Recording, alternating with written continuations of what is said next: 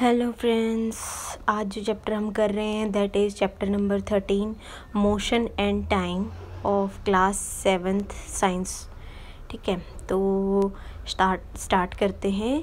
In class 6th you learn about different type of motions आपने पढ़े थे। You learn that A motion could be along a straight line में हो सकता है मोशन, या सर्कुलर हो सकता है, या पीरियोडिक हो सकता है, ये हमने पढ़ा था। Can you recall these 3 types of motion, ये क्या क्या होते हैं, क्या आप बता सकते हैं? ठीक है, तो table 3.1 gives common examples of motion. Identify the type of motion in each case. हर एक तरह में हमें बताना है कि ये मोशन अलोंग अ लाइन है, या सर्कुलर है, या पीरियोडिक है, किस तरह का मोशन है। ठीक है, तो फर्स्ट एग्जाम्पल दे रखा है सोल्जर्स इन मार्च पास्ट, तो लाइन में मार्च करेंगे। Bullock cart moving on a straight road, line होगा ये भी। Hands of an athlete in a race, hands of athlete तो एक तरह से आप लगा लीजिए उसका पीरियोडिक मोशन होता है, एक बार आगे जाएंगे पीछे जाएंगे। ठीक है, pedal of a bicycle in motion, pedal जो है सर्कुलर मोशन में मूव करेंगे। Motion of the earth around the sun, circular motion है। मोशन ऑफ अ स्विंग का जो है वो पीरियोडिक मोशन है। And motion of a pendulum भी जो है क्या होगा, पीरियोडिक मोशन होगा। ठीक है, it is common experience that the motion of some objects is slow while that of some others is fast, तो कई चीज़ें स्लो मूव करती हैं, कई फास्ट मूव करती हैं। ठीक है, तो नेक्स्ट आते हैं स्लो और फास्ट। अब हम कोई चीज़ स्लो मूव कर रही है या फास्ट मूव कर रही है, ये कैसे डिसाइड करेंगे? We know that some vehicles move faster than others, ये पता है हमें। कई व्हीकल्स जो है मूव जल्दी फास्ट मूव करते हैं, कई स्लो मूव करेंगे। इवन द सेम व्हीकल में मूव फास्टर और स्लोअर एट डिफरेंट टाइम्स, एक ही व्हीकल कई बार जो है फास्ट स्पीड होगी, कई बार कम होगी।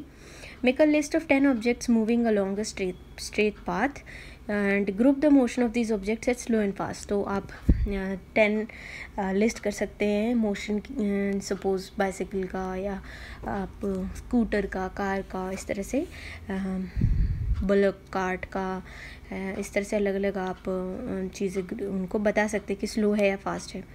अब कैसे वो डिसाइड करोगे कि वो स्लो है या फास्ट? तो स्लो या फास्ट जब भी हम डिसाइड करते हैं तो हम कंपैरेटिव इनका एनालिसिस करते हैं कि किसी दूसरी चीज़ के कंपैरिजन में, कोई चीज़ अगर रेस्ट पे है उसके साथ हम कंपेयर करेंगे तो हम बता पाएंगे कि भाई वो स्पीड से मूव कर रहा है या फास्ट से मूव कर रहा है। ठीक है, तो किस चीज़ के साथ कंपेयर करते हैं उस पर डिपेंड करता है।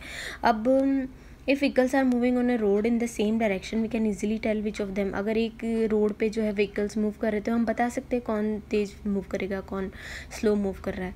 अब एक्टिविटी 13.1 में क्या है, लुक एट फिगर 13.1। फिगर 13.1 क्या दे रखी है हमें, ये है vehicles, position of vehicles shown in figure 13.1 after some time. तो पहले एक टाइम पे व्हीकल्स की जो मूवमेंट है वो कुछ होगी, उसके बाद कुछ टाइम बाद व्हीकल्स की मूवमेंट कुछ होगी, मतलब कोई कार जो है किस जगह पे थी और अब कहाँ है, उससे पता लगा पाएंगे हम।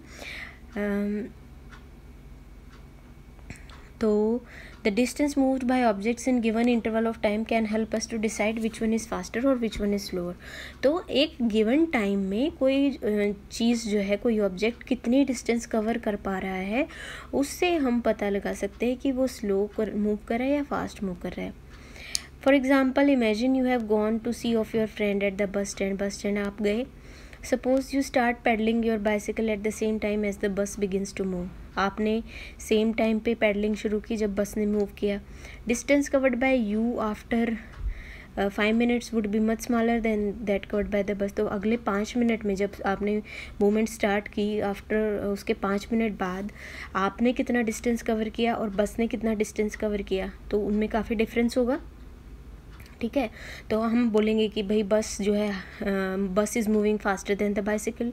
We often say that faster vehicle has higher speed, तो हम बोलते हैं जनरली कि भाई अगर कोई चीज़ फास्ट मूव कर रही है तो इसका मतलब उसकी स्पीड ज़्यादा है। In 100 metre race it is easy to decide who speed is the highest, तो one who takes the shortest time to cover the distance of 100 metre has the highest speed. तो 100 मीटर रेस में जिसने सबसे कम time लिया उस 100 metre को cover करने के लिए, उसकी स्पीड सबसे ज़्यादा होगी। अब स्पीड क्या है, ठीक है, तो स्पीड वही है कि भाई गिवन टाइम में कितने डिस्टेंस कवर कर रहा है कोई, वो उसकी स्पीड होगी। तो distance upon time, speed is equal to distance upon time. तो in examples given below, higher speed seems to indicate that given distance has been covered in shorter time. तो जो गिवन डिस्टेंस कम time में उसने cover करी, that means उसकी speed ज़्यादा है। या फिर लार्ज डिस्टेंस को गिवन टाइम में करा उसने, ठीक है। अगर एक टाइम फिक्स कर रखा है तो उतने ही टाइम में डिस्टेंस ज़्यादा कवर करेगा, और अगर डिस्टेंस फिक्स है तो कम टाइम में उस डिस्टेंस को अगर कवर कर लेगा तो दैट मीन्स हायर स्पीड है। The most convenient way to find out which of the two or more objects is moving faster is to compare the distances moved by them in a unit time. एक given time में कौन कितनी distance cover कर रहा है, that is the convenient way, और उसी को हम स्पीड बोलते हैं। तो speed is equal to distance upon time. Thus if we know the distance covered by 2 buses in an hour, we can tell which one is slower। तो एक घंटे में अगर हम बता पाएँ कि कौन सी बस ने कितनी डिस्टेंस कवर करी है, सपोज़ एक मूव करा है 20 किलोमीटर, एक ने मूव करा 15 किलोमीटर, तो जो 20 किलोमीटर पर आवर की स्पीड हो गई उसकी डिस्टेंस अपॉन टाइम, तो 20 वाली की स्पीड ज़्यादा है। अगर एक कार 50 किलोमीटर पर आवर की स्पीड से मूव कर रही है, उसका मतलब क्या है कि वो एक आवर में 50 किलोमीटर्स कवर करेगी। However car seldom moves with a constant, लेकिन उसमें अब कार इतनी एक कांस्टेंट स्पीड पे तो मूव नहीं कर पाएगी, कभी भी हो सकता, कई बार उसको ब्रेक लगाने पड़ेंगे, कभी लाइट्स आएंगी बीच में तो रुकना पड़ेगा, स्पीड कम होगी, कई बार हो सकता है 50 से ऊपर भी चला जाए, ठीक है। We usually consider only the total distance covered by it in 1 hour. तो हम उसमें क्या कर रहे हैं, हम टोटल डिस्टेंस कवर उतने एक घंटे में जो कवर की है डिवाइड बाय 1 आवर, तो वो हम एवरेज उसकी स्पीड निकाल पाते हैं। We do not bother whether the bus has been moving with a constant speed or not. तो कांस्टेंट स्पीड नहीं हम देखते हैं, बीच में कई बार जो है स्पीड में तो चेंजेस आएंगे ही, बट हम एवरेज उसकी स्पीड देखते हैं कि इतने एक गिवन टाइम में कितनी डिस्टेंस कवर करी, तो distance upon time is equal to उसकी स्पीड हो जाएगी।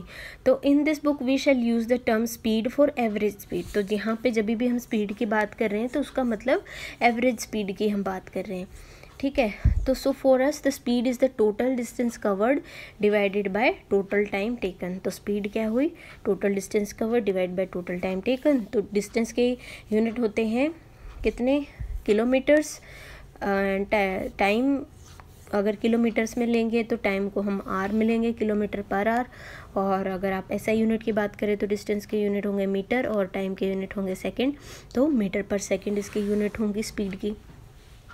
In everyday life, we seldom find objects moving with a constant speed over long distances or for long durations of time। तो ऐसे बहुत कम ऑब्जेक्ट्स मिलेंगे हमें जो एक ही कांस्टेंट स्पीड पे मूव करते जा रहे हैं। If the speed of an object moving along a straight line keeps changes, एक स्ट्रेट लाइन में अगर एक ऑब्जेक्ट की स्पीड जो है चेंज हो रही है, अगर its motion is said to be non uniform, तो अगर उसकी स्पीड चेंज हो रही है बार बार तो उसका जो मोशन होगा वो नॉन यूनिफॉर्म होगा। On the other hand an object moving along a straight line with constant speed is said to be uniform motion. तो अगर कोई चीज़ कांस्टेंट स्पीड के साथ एक लाइन में मूव कर रही है तो उसको यूनिफॉर्म मोशन बोला जाता है। In this case the average speed is the same as actual speed. तो यहाँ के केस में, यूनिफॉर्म मोशन के केस में, एवरेज स्पीड और जो एक्चुअल स्पीड हैं दोनों सेम होंगी, ठीक है। नॉन यूनिफॉर्म के केस में एवरेज स्पीड अलग होगी और जो उसकी एक्चुअल स्पीड्स होंगी इन बिटवीन वो डिफरेंट होती हैं। We can determine the speed of a given object once we can measure the time taken by it to cover a certain distance. तो स्पीड बताने के लिए हमें क्या पता होना चाहिए, डिस्टेंस पता होनी चाहिए, और कितना टाइम लगा उस डिस्टेंस को कवर करने के लिए वो पता होना चाहिए, ठीक है।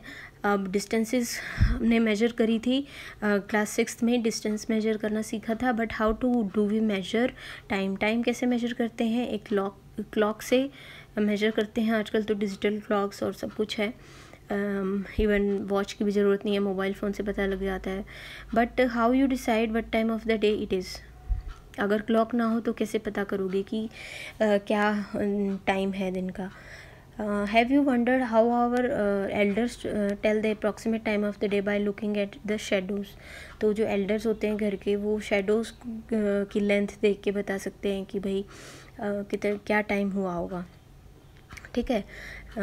How do we measure time interval of a month a year? Our ancestors notice that some events in the nature repeat themselves after definite intervals of the time. For example sunrises in early, मतलब हर रोज़ sunrise करता है सुबह, और the time between one sunrise and next is called a day. ठीक है। तो सिमिलरली अ मंथ, मतलब एक सनराइज से अगले सनराइज के बीच का जो टाइम है वो डे हो गया। Similarly month measures from one new moon to the next. एक न्यू मून जब आया उसके बाद जब नेक्स्ट न्यू मून आएगा वो एक महीना कंसिडर हो गया। और year was fixed by the time taken by earth to complete one revolution of the sun. Earth ने कितना टाइम लिया सन की रेवोल्यूशन को पूरा कंप्लीट करने में, वो उसका ईयर हो गया। Often we need to measure intervals of time which are much shorter than day. तो डे से नीचे भी आवर, मिनट्स, सेकंड्स मेजर करने पड़ते हैं। क्लॉक्स और watches are perhaps most common time measuring device. तो टाइम मेजरिंग डिवाइस यही है हमारे पास, clocks and watches. Have you ever wondered how clocks and watches measure time? तो कैसे मेजर करती हैं ये टाइम को? Working of clocks is rather complex. तो काफ़ी कॉम्प्लेक्स है ये, but all of them make use of some periodic motion. Periodic motion को यूज़ करते हैं, और सबसे one of the most well known periodic motion is that of simple pendulum का हमने पीरियोडिक मोशन क्लास 6 में भी पढ़ा था। तो सबसे जो इजीली अगर आपके बारे में आपको कोई पूछे पीरियोडिक मोशन के बारे में, तो आप पेंडुलम को एक्सप्लेन कर सकते हैं। ठीक है। तो नेक्स्ट हम आते हैं, ये पेंडुलम दे रखा है हमारे पास, different positions of the bob of an oscillating simple pendulum.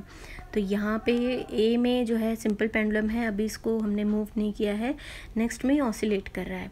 A simple pendulum consist of a small metallic ball or a piece of stone suspended from a rigid stand by a thread. तो simple pendulum होता क्या है, एक ball को हमने suspend किया है with the help of thread, जो ऊपर से स्टैंड के साथ लगा हुआ है।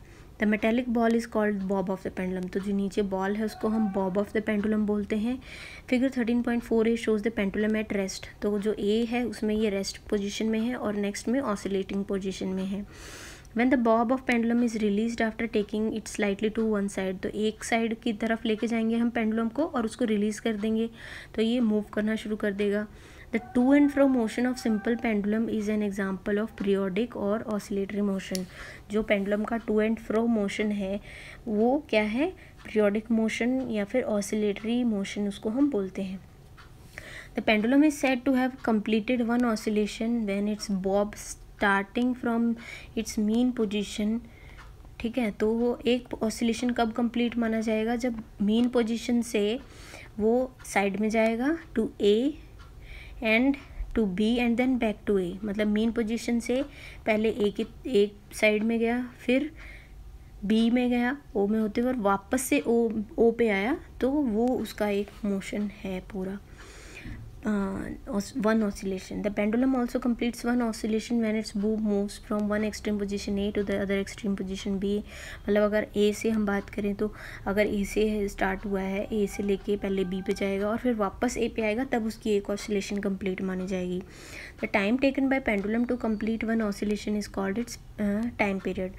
तो पेंडुलम ने कितना टाइम लिया एक oscillation को कंप्लीट करने में, वो उसका टाइम पीरियड हो गया। अब एक्टिविटी 13.2 में क्या है, सिंपल पेंडुलम लेना है और को घर में अगर कोई फ़ैन वगैरह चल रहा है सब बंद कर देना है। पहले उसको बॉब को रेस्ट पे लेके आएंगे और उसके नीचे हम उसकी पोजीशन मार्क कर देंगे फ्लोर पे and on the wall behind it. To measure the time period of the pendulum we will need a stopwatch। stopwatch की ज़रूरत पड़ेगी। however if a stopwatch is not able तो clock या wristwatch को आप यूज़ कर सकते हैं, wristwatch को। to set the pendulum in motion, उसको बॉब को हमने पकड़ना है और स्लाइटली एक साइड में लेके जाएंगे। make sure that string is taut while you displace it। मतलब स्ट्रिंग जो है ढीला ढाला नहीं होना चाहिए, पूरा एकदम खिंचा हुआ होना चाहिए। now release the bob from its displaced position। जो हमने साइड में लेके गए वहाँ से उसको रिलीज़ करो। Remember that the bob is not to be pushed when it is release. Bob को हमने पुश नहीं करना है, बस छोड़ देना है। Note the time on the clock, उस पर हम जब छोड़ेंगे तो टाइम नोट करेंगे। And instead of the mean position you may note time when the Bob is eight extreme position. तो मीन पोजीशन की बजाय जब एक्सट्रीम पोजीशन पे आप लेके गए तब आपने टाइम नोट करना है। Measure the time of pendulum takes to complete 20 oscillation. अब काउंट करो 20 ऑसिलेशंस तक। 20 ऑसिलेशन कंप्लीट करने में कितना टाइम लगा उस पेंडुलम को, वो आप रिकॉर्ड कर सकते हैं। Record your observation in table 13.2। The first observation shows is just a sample. उसको आपने बार बार रिवाइज करना है, ठीक है, कि भाई पहले 20 ऑसिलेशन में कितना टाइम लगा, फिर अगेन 20 का करेंगे हम, फिर 20 का करेंगे, ठीक है, तब जाके आपका टाइम जो है एवरेज टाइम थोड़ा सा आएगा सही। Note that a slight change in the initial displacement does not affect the time period of your pendulum. तो आपने जो एक्सट्रीम पोजीशन में अगर थोड़ा बहुत चेंज आ रहा है तो उससे ज़्यादा फ़र्क नहीं पड़ने वाला है टाइम में। Nowadays most clocks और watches have an electric circuit with one or more। तो आजकल तो जो क्लॉक्स वगैरह हैं उनमें सब इलेक्ट्रिक सेल्स डले होते हैं। these clocks are called quartz clocks। तो इन क्लॉक्स को क्या बोला जाता है, quartz clock. The time measured by quartz clocks is much more accurate then the clocks available earlier. तो पहले जो मेजरिंग क्लॉक्स थे उनसे बेटर हैं जो आज के इलेक्ट्रिक और दूसरे क्लॉक्स आ गए हैं डिजिटल, ठीक है। तो टाइम पीरियड, ये सिंपल पेंडुलम का टाइम पीरियड हमने निकाल लिया कि अगर 20 ऑसिलेशन में उसको 42 सेकेंड लगे तो टाइम पीरियड उसका क्या होगा, यानी 1 ऑसिलेशन में कितना टाइम लगेगा, डिवाइड कर देंगे 20 से, तो 2.1 सेकेंड उसका टाइम पीरियड है, ठीक है। There is an interesting story about the discovery of time period of a given pendulum. There is interesting story about the discovery that the time period of a given pendulum is constant। कि एक pendulum का जो time period है वो constant होता है। You might have heard the name of the famous scientist Galileo Galilei के बारे में सुना होगा सबने। It is said that once Galileo was sitting in a church he notice that the lamp suspended from the ceiling with a chain was moving slowly from one side to other. तो जो lamp है वो इधर से इधर move कर रहा था। He was surprise to find that his pulse beat the same number of times during the interval in which the lamp completed one oscillation। तो उसके बाद उसने बहुत पेंडुलम्स के साथ एक्सपेरिमेंट करे। He found that pendulum of a given length takes always the same time to complete one oscillation. This led to the development of pendulum clocks. Next आते हैं units of time and speed. तो time और जो speed की units क्या हैं। The basic unit of time is a second. तो time की बेसिक यूनिट क्या है, सेकंड है। Its symbol is s. कैसे रिप्रेजेंट करेंगे, एस के साथ। अगर बड़ी यूनिट लेनी है तो मिनट्स, आवर्स, इस तरह से ले सकते हैं। स्पीड की बेसिक यूनिट क्या होगी भाई, स्पीड का फॉर्मूला क्या है, डिस्टेंस अपॉन टाइम। तो डिस्टेंस की यूनिट क्या है, मीटर। टाइम की यूनिट क्या है, सेकेंड। तो इसकी जो ऐसा यूनिट होगी वो होगी मीटर पर सेकेंड, और दूसरी यूनिट्स मिनट पर मिनट हो सकती है, किलोमीटर पर आवर हो सकती है, ठीक है, इस हिसाब से। तो you must remember that the symbols of all units are written in singular. For example we write kilometres and not kilometres. तो जब भी यूनिट्स लिखेंगे हम सिंगुलर में लिखते हैं उसको। इंपॉर्टेंट पॉइंट है ये। कभी भी हम लिखेंगे किलोमीटर लिखेंगे, किलोमीटर्स नहीं लिखेंगे। सेंटीमीटर लिखेंगे, सेंटीमीटर्स नहीं लिखेंगे, ठीक है। हाँ, Boojho is wondering how many seconds there are in a day and how many hours in a year. तो आप पता लगा सकते हो कितने हैं। Different units of time are used depending on the need. For example, it is convenient to express your age in years। Age को हम ईयर्स में एक्सप्रेस करते हैं, आवर्स की बजाय ईयर्स में एक्सप्रेस करना ये बेटर है। Similarly it will not be wise to express years in the years time, the time taken by you to cover the distance between your home and school. आपके कितने time में आपके school पहुंच जाते हो घर से, उस डिस्टेंस को आप ईयर्स में मेजर करना बहुत ही अजीब लगेगा। How small or large is a time interval of 1 second? The time taken in saying about 2001 is nearly 1 second। जब तक आप बोलोगे 2001 इतने में 1 सेकेंड हो जाती है। Verify it by counting aloud from 2001 to 2010। The pulse of a normal healthy adult at rest beats about 72 times in a minute. हम पढ़ चुके हैं हार्ट बीट हमारी कितनी होती है, 70 से 80 के बीच में होती है नॉर्मल हार्ट बीट, और 72 उसको लिया जाता है average in a minute. That is about 12 times in 10 seconds. मतलब 10 सेकेंड में 12 बार वो होगी।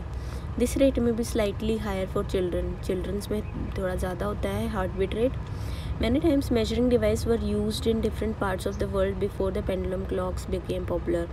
तो पेंडुलम क्लॉक से पहले बहुत और टाइम मेजरिंग डिवाइस होती थी. Sundials, water clocks, sand clocks, कुछ इस तरह से डिवाइसेस डिज़ाइन की जाती थी वहाँ पे मेजर करने के लिए टाइम. ठीक है, अब हम बात करते हैं मेजरिंग स्पीड. अब यूनिट हमने पढ़ ली स्पीड की क्या है, मीटर पर सेकंड. मेजर कैसे करनी है स्पीड को, तो having learned how to measure time को हमने मेजर कर लिया वॉच के through. And you can calculate the speed of an object. Speed आप निकाल सकते हो डिस्टेंस अपॉन टाइम करके. Just find the speed of a ball moving along a ground. तो एक्टिविटी 13.3 में क्या है, draw a straight line on the ground with chalk or powder or lime and ask one of your friends to stand 2 meter away from it. एक line draw करो और अपने friend को बोलो 1 से 2 मीटर दूर से खड़ा हो जाए. अब let your friend generally roll a ball along the ground in a direction perpendicular to the line. Note the time at that moment the ball crosses the line. और जब वो बॉल क्रॉस करेगी उस लाइन को और जब तक rest पे आती है उतना हमने टाइम नोट करना है. How much time does the ball take to come to rest, तो वो आप मेजर कर सकते हैं. ये कुछ यहाँ पे हमें एंशियंट टाइम मेजरिंग डिवाइसेस दे रखी हैं. जैसे ये दीवार की कितनी लंबी शेडो बनेगी उस हिसाब से मेजर होता था टाइम. सैंड क्लॉक हो गया, वाटर क्लॉक हो गया, इनसे भी टाइम पता लगा जाता था एंशियंट टाइम्स में. ठीक है, तो ये बॉल वाला हमने करी activity. Measure the distance between the point at which the ball crosses the line and the point where it comes to rest. तो जब उसने बॉल क्रॉस करी और जहाँ पे जाके वो रुका तो कितनी डिस्टेंस कवर करी वो हम मेजर कर लेंगे. You can use a scale और अ मेजरिंग टेप. उससे स्केल वगैरह यूज़ कर सकते हो और इसको अपने अपने ग्रुप्स में दोबारा करो. You may now like to compare your speed of walking or cycling with that of your friends. अपनी और अपने फ्रेंड्स की साइकिलिंग की या वॉकिंग की स्पीड्स को आप कंपेयर कर सकते हो. You need to know the distance of the school from your home and time कितना लोगे वो कंपेयर करो and you can find the speed. It may be interesting to know who amongst you is the fastest, कि कौन fast पहुंचता है. Speeds of some living organisms are given. नीचे कुछ दी हुई हैं स्पीड्स इन टेबल 13.4. जैसे यहाँ पे name of the object, falcon जो है 320 किलोमीटर पर आवर की स्पीड से भागता है. चीता 112, bull blue fish 40 to 46, rabbit 56, squirrel 19 kilometre per hour, domestic mouse 11 kilometre per hour, humans 40 kilometre per hour, giant tortoise 0.27 kilometre per hour, snail 0.05 kilometre per our.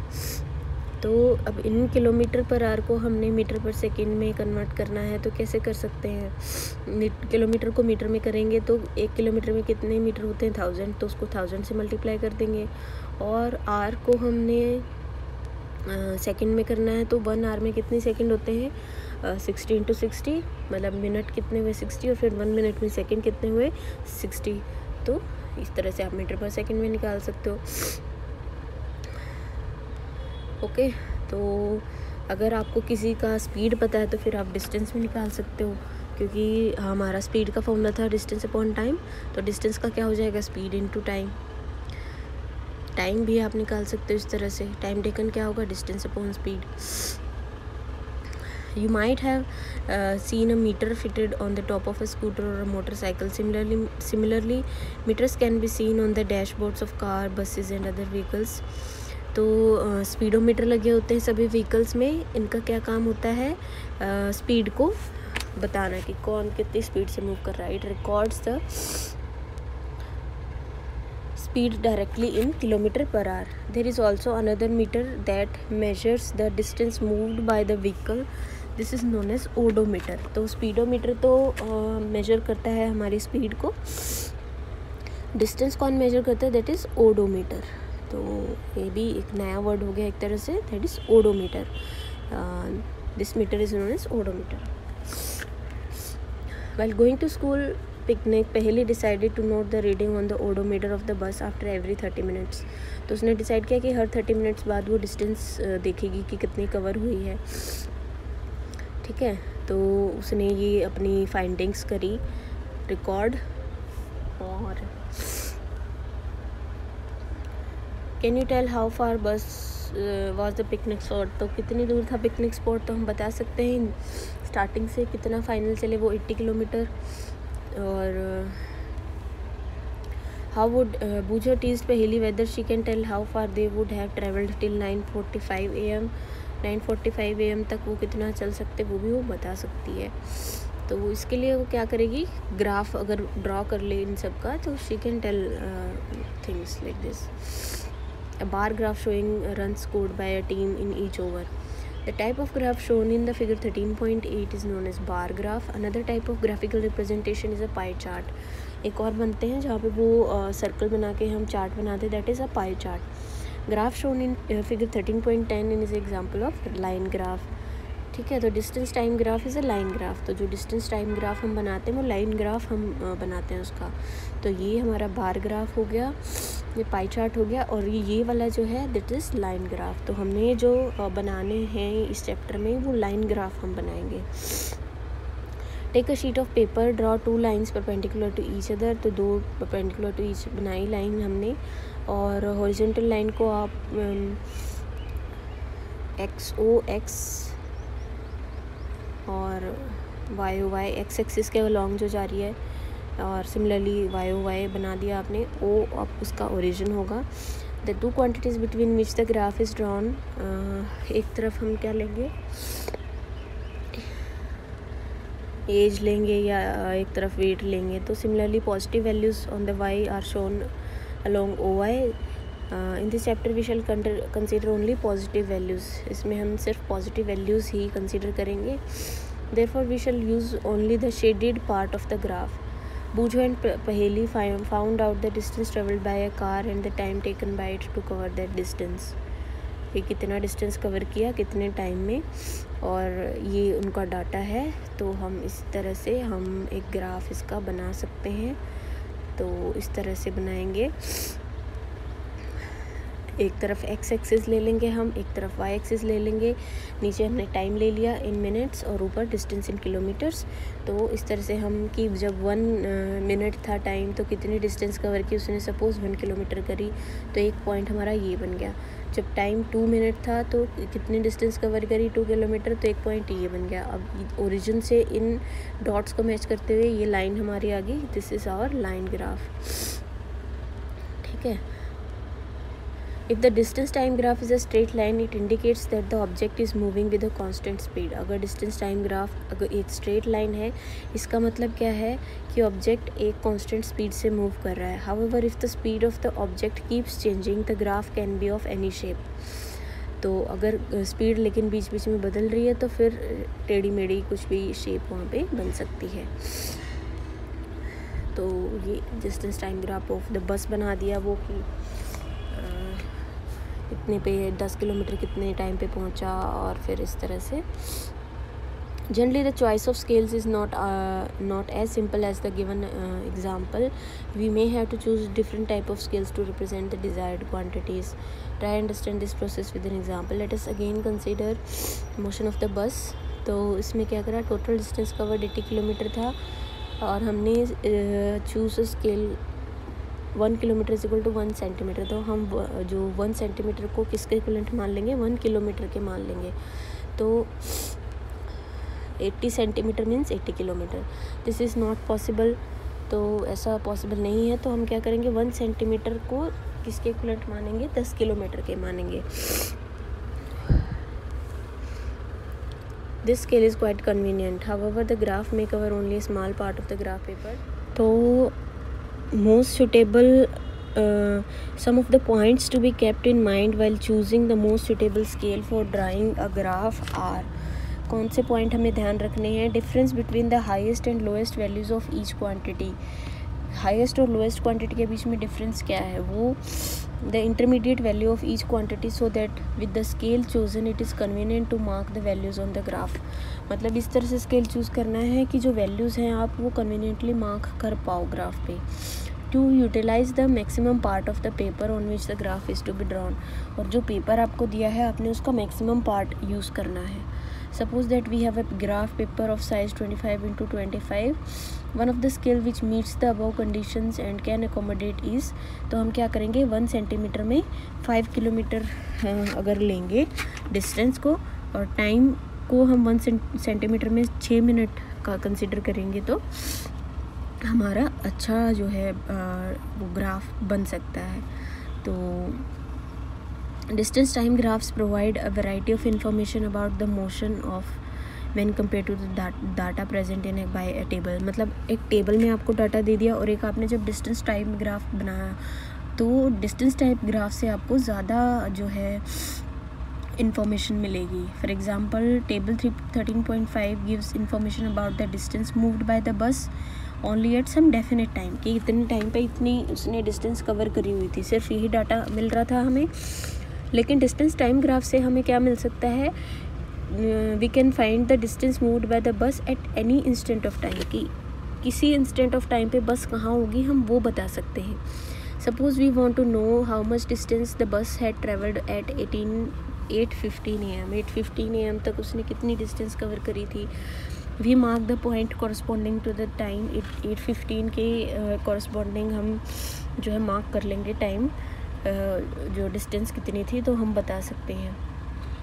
ठीक है, when we mark the point T on at which the perpendicular line intersects, next we draw line through the, मतलब दोनों तरफ से हम line draw करेंगे उस point पे, तो हमें पता चल जाएगा the distance corresponding to point B on Y axis. ठीक है, तो आप इस तरह से बता सकते हैं। तो 9 इसी तरह से जो पहले का क्वेश्चन था कि क्या 9:45 पे वो बता सकती है, तो इसी तरह से वो भी हम बता सकते हैं। ठीक है जी, तो ये हमने चैप्टर कंप्लीट कर लिया है अपना। नेक्स्ट में हम इसके इम्पॉर्टेंट क्वेश्चंस करेंगे। Thank you.